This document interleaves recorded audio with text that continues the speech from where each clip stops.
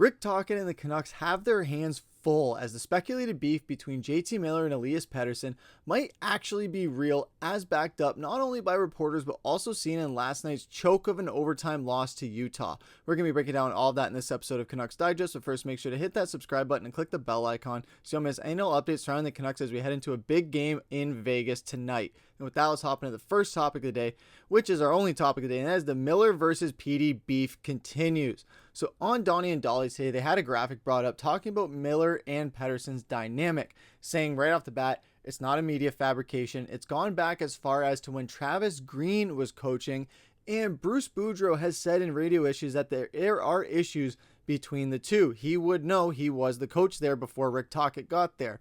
Management team, owner, agents, and players all know about it. Online trolls that hate Miller are feeding into this on top of everything else with the Pettersson stuff going on and the JT Miller stuff. We know the trolls have been going at him with the theories of why he was gone, and a lot of them are just terrible. Every guy in the dressing room needs to be pulling this in the same direction. Seems like a lot of guys are going in different directions, as Tocchet stated when talking about the power play the other night as well against Boston. Boudreau thought the relationship between Miller and Pettersson was rectified, but apparently it is not. Dollywall also does not understand why both signed long-term deals if they dislike each other so much. And not everyone has to get along in the dressing room, but you have to do your job. You need to play for the crest on the front of the jersey, and you need to play for everyone on your team, whether you like them or not.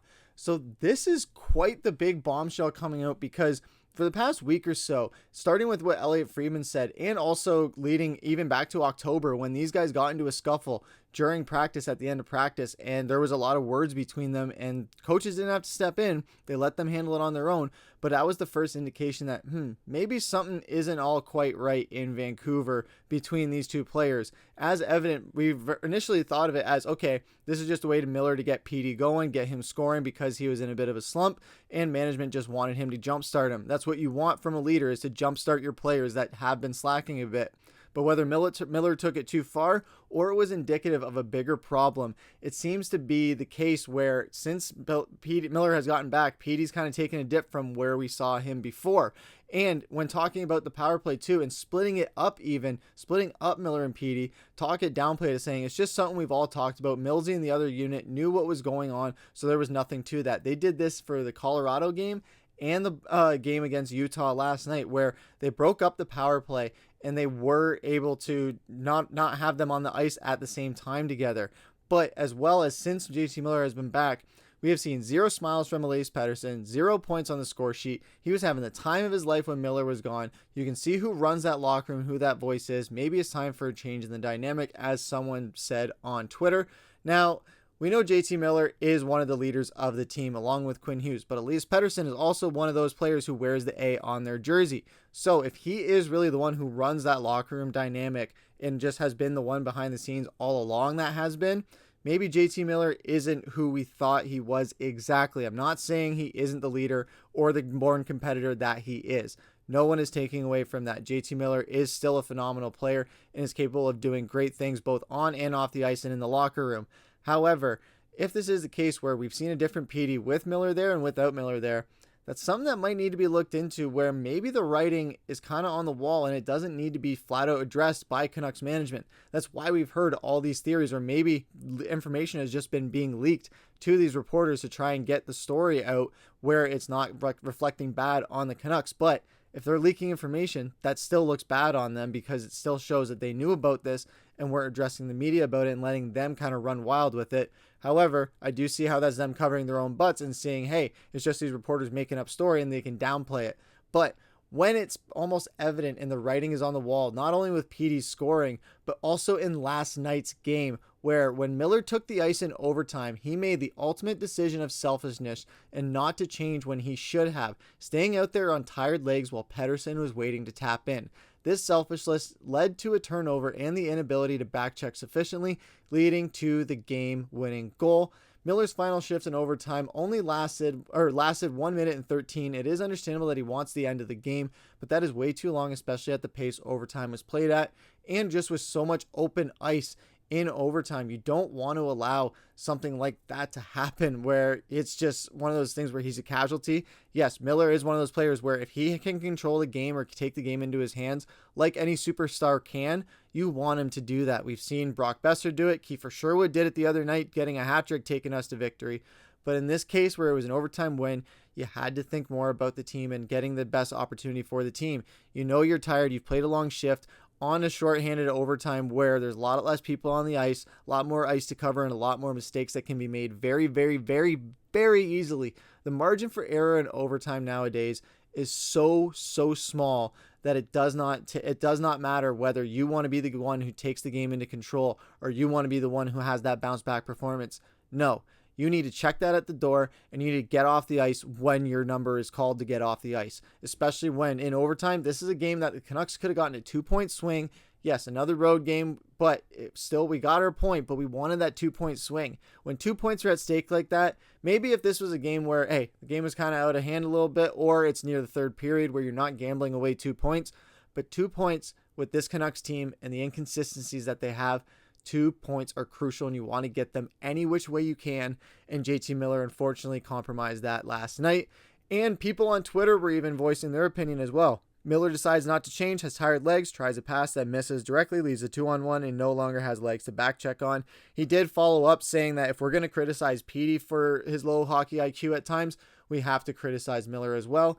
And another person coming out saying JT tried to be the hero in overtime. Instead of changing after being out there for over 3 minutes total, decides to stay on, gassed, and throws a grenade across the ice. Utah wins. Display of selfishness from a guy I call a hero. Then at the end there, hashtag free Petey, hashtag Canucks. I'm not necessarily agreeing with the last two, the hashtag there with the free Petey. I think Petey is still going to be staying. I don't know whether the Canucks are going to make that decision of, hey, if we have to choose between these two guys because the situation has gotten so bad, I don't know who they pick in that situation. Elias Pettersson seems like the obvious choice, just the amount of money they have invested in him and the age. But JT Miller could have that power. Who knows? That could be an entire different situation that could break down over the next few weeks, months, or even into near the trade deadline. But we will have all that coming out for you as it happens. But as far as what's happening currently between Miller and Petey, we've seen a different Petey lately. JT Miller's return has definitely reflected that. All you got to do is look at the numbers.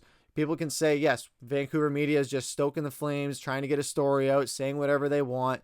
But when you look at the numbers, maybe it's not so crazy to think. I'm not saying this is the case entirely like some other outlets are saying, but if you have guys like Bruce Boudreau coming out saying that this tracks back to even when Travis Green was there, Bruce Boudreau even saying that they have a problem with each other back to when he was coaching there, and then you have all these reports coming out of, yes, Elliot Friedman, he goes off the deep end sometimes with his takes. That Buffalo trade proposal he had for Cousins and Byron for Petey, insane, outlandish, don't believe it whatsoever. But when something like this is happening where it's more than just him, it goes back to October when there was problems like this happening on the practice ice. That's where you start to think, maybe it's not so crazy as it seems. I know there's been a lot of drama with this Canucks team. I know you guys are either sick of it or loving it, but it's causing anxiety and stress nonetheless. Still giving us something to talk about, which is great. But in this case, it's very detrimental to the team and hurting the team chemistry with all the inconsistencies they've been having this season. I'm not saying I love all this drama. Trust me, I don't love having to talk about the drama between Petey and Miller. I'd rather be on here talking about W's.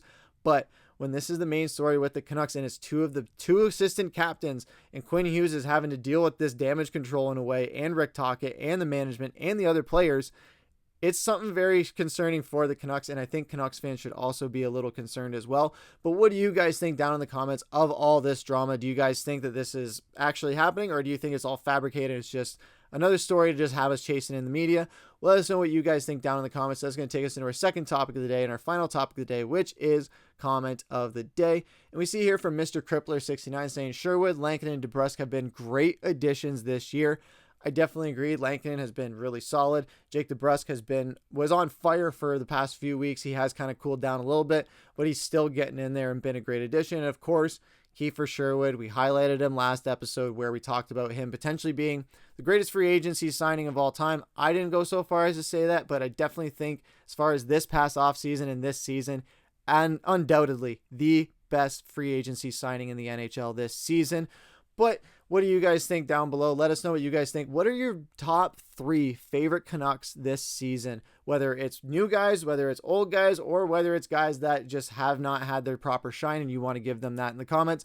Let us know down in the comments below. We'd love to read through your names that you guys drop. But that's going to do it for this episode of Canucks Digest. I've been your host, Griffin. Take care.